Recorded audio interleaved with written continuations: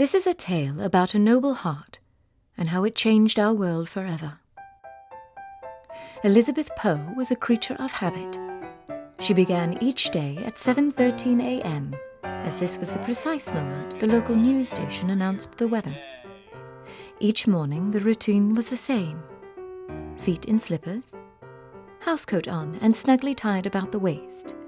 The coffee had been set to brew the night before, and as the kitchen filled richly with its scent, Elizabeth filled 2 bowls with food, one for a black cat named Pluto, and last, always, one for herself. After breakfast, Elizabeth brushed her teeth using toothpaste that had never been tested on animals.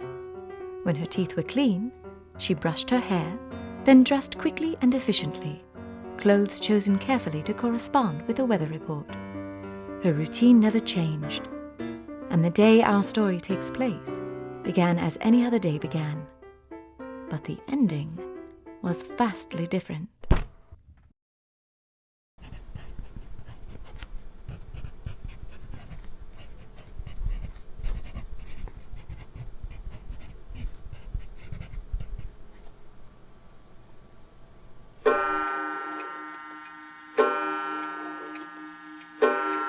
Well, I think we made real progress today. Remember, respect is the key. Everybody's feelings matter.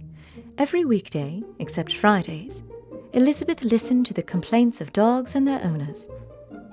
She listened to dogs who felt estranged from their owners, owners who loved their dogs too much, and those who had been living together so long they had begun to look alike.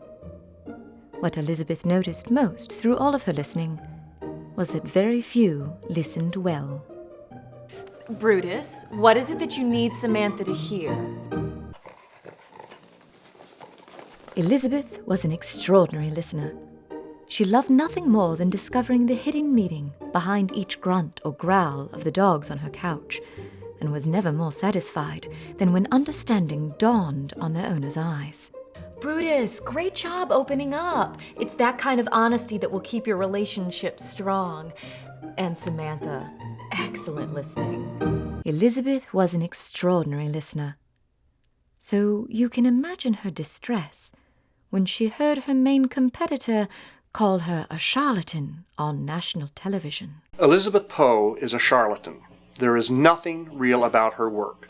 She preys on vulnerable people and overemphasizes their relationships with their pets. Someone really should take care of her. She is a disgrace to our profession. My advice to your viewers when dealing with that woman and the absurd pseudoscience that she represents is to believe nothing you hear and only one half that you see. Oh! Man! Through her distress, an idea hatched. It is a well-known fact among animal listeners that women hear better than men. Only the most arrogant of men have ever disputed this fact, and Elizabeth was counting on Rufus being one of those men.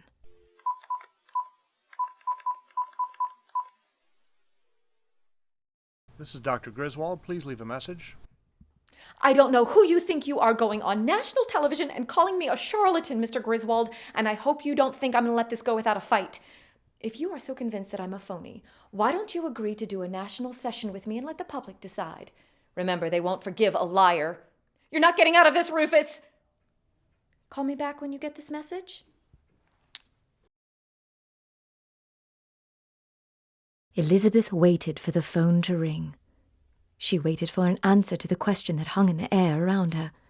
What was she to do? But for all of her waiting, there was only silence.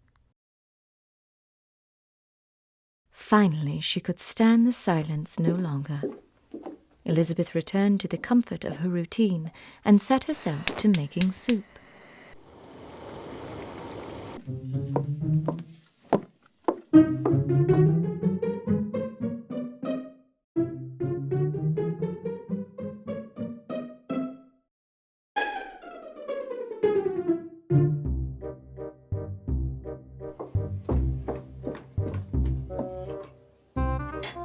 Why had Rufus Griswold attacked her?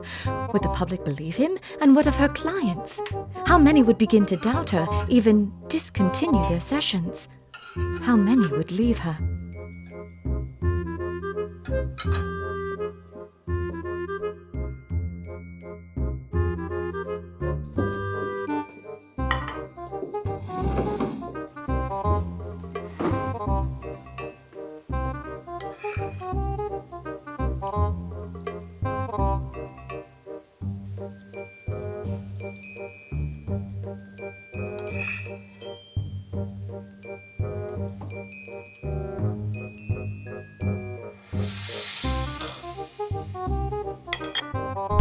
And so the tale closes on Elizabeth Poe, who, with extraordinary care and diligence, listened to the quietest of creatures, but failed to hear the one who shouted the loudest. Good job, Montresor. Let's go home.